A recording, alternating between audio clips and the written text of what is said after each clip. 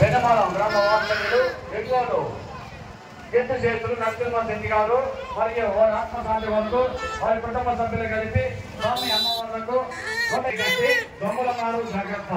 దయచేసి విలువైన వస్తువులు ఈ పిల్లలు జాగ్రత్తగా చూసుకోవాలి.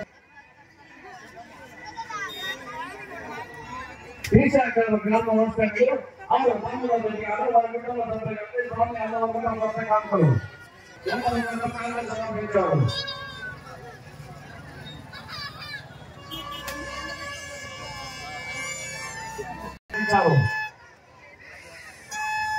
వెనకడ్డం హర్జనవారం ఏపీఎస్ ఆఫీసీ కండక్టర్ సాతయ్య గారు వారి